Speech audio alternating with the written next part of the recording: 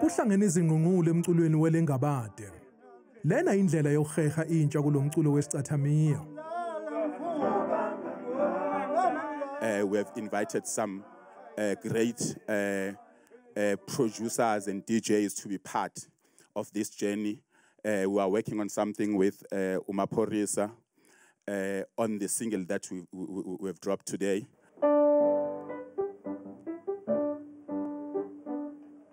Ukuhlangana kwalezi ingwazi kwaqala ngengxoxo phakathi kaDokotela uNduduzo Makhathini nomdidiyeli omkhulu weqembu uXolani Majozi. KuDokotela uMakhathini lokhu ukubamba iqhaza eqoqweni komlando.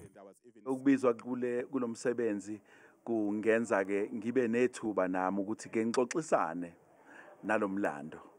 Umlando ke uyaqoqwwa uphinde ubuzwe uphinde futhi wandiswe umlando. Uma ungabuka imambazo ungwaseZimbabwe buka sekukhona igenge yakwaBulawayo ecula inse njengemambazo abakhuluma isiNdebele u1826 lo ngathi khamba umzilikazi la. Uyabona imambazo ukuthi isibambele eAfrika kangakanani. Ngalo msebenzi omusha iqembu lithi kufezeke iphupho lakhe.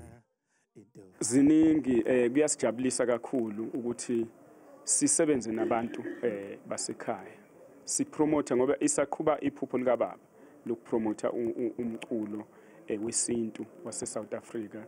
Noma ngabe wahamba emhlabeni kodwa ngaso sonke isikhathi sihleze sifila engazathi unathi ngoba uma kukhulunywa ngumfowethu uMbuso Khoza ubaba wathanda kakhulu amahubo.